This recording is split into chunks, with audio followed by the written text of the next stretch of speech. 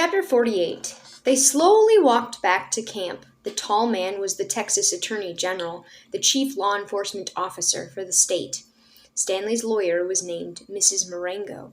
Stanley held the suitcase. He was so tired, he couldn't think straight. He felt as if he was walking in a dream, not quite able to comprehend what was going on around him. They stopped in front of the camp office. Mr. Sir went inside to get Stanley's belongings.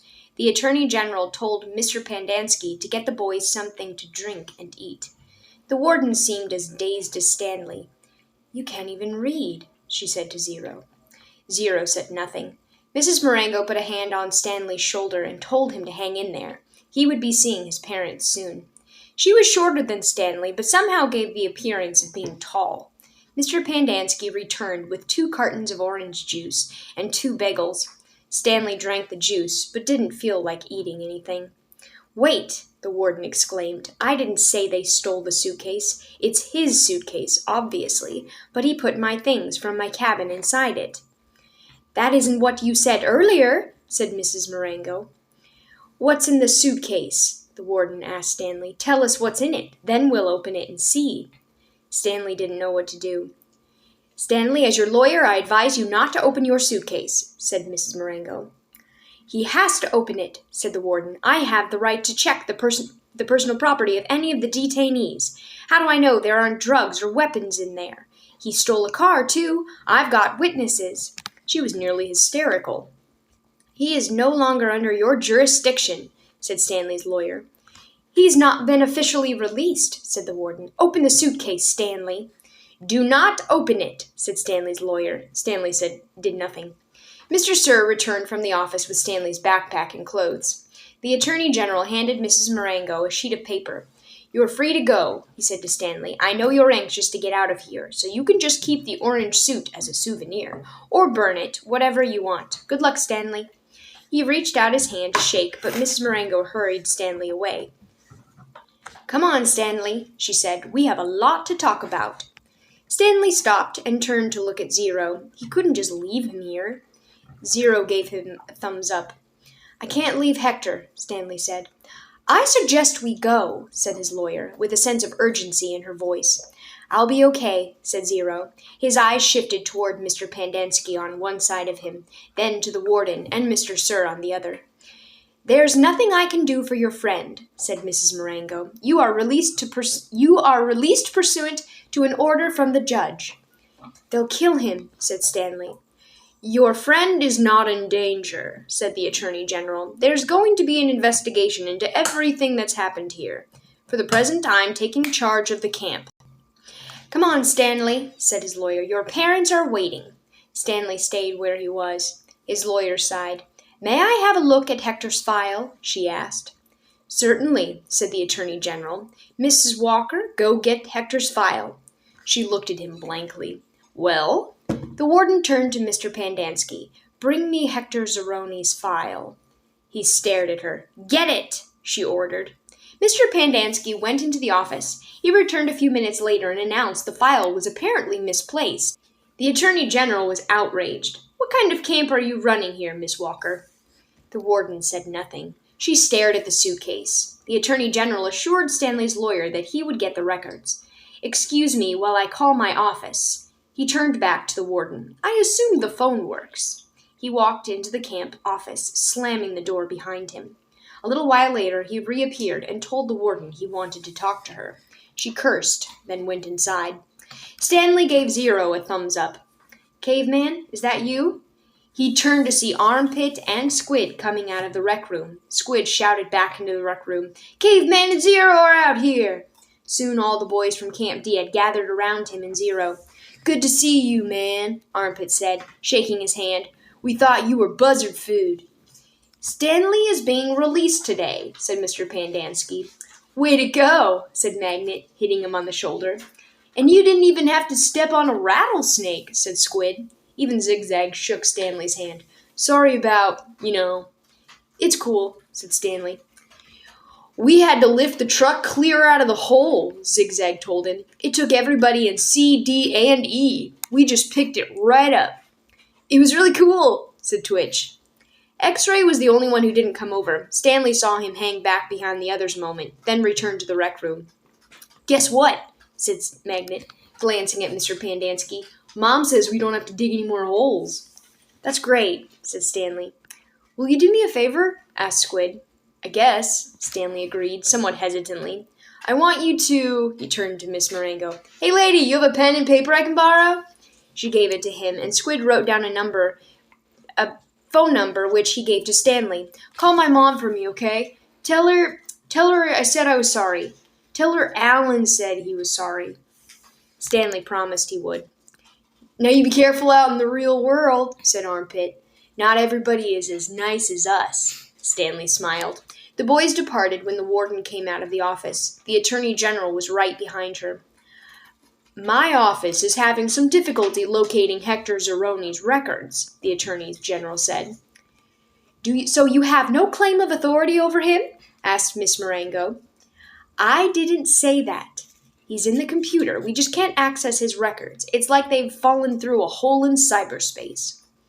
"A hole in cyberspace," Miss Marengo repeated. "How interesting. When is his release date?" "I don't know." "How long has he been here? Like I said, we can't. So what are you planning to do with him? Keep him confined indefinitely? Without justification?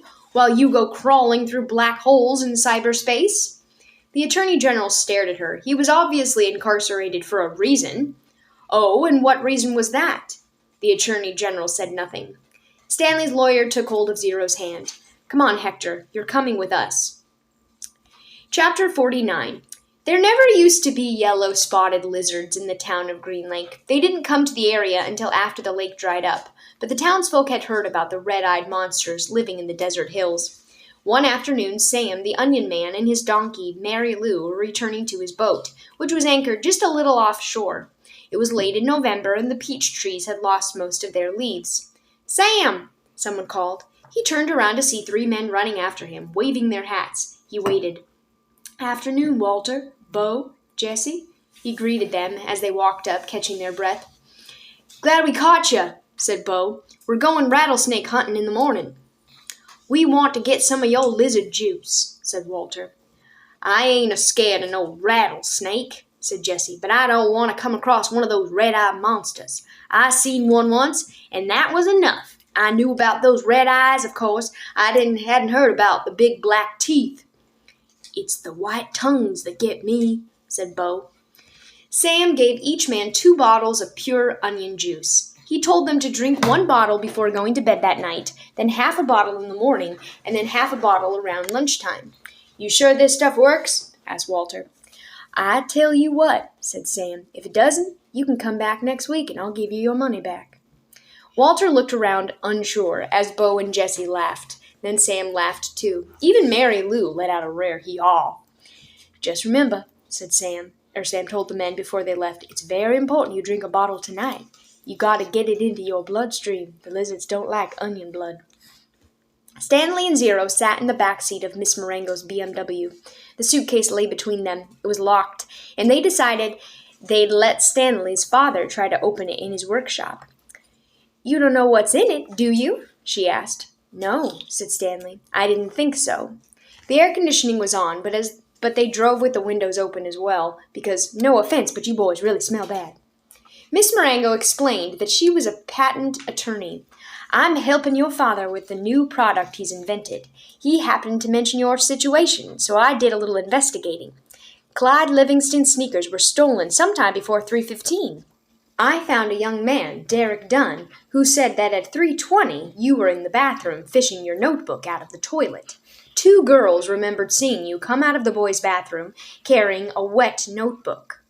Stanley felt his ears redden. Even after everything he'd been through, the memory still caused him to feel shame. "So you couldn't have stolen them," said Miss Marengo. "He didn't. I did," said Zero. "You did what?" asked Miss Marengo.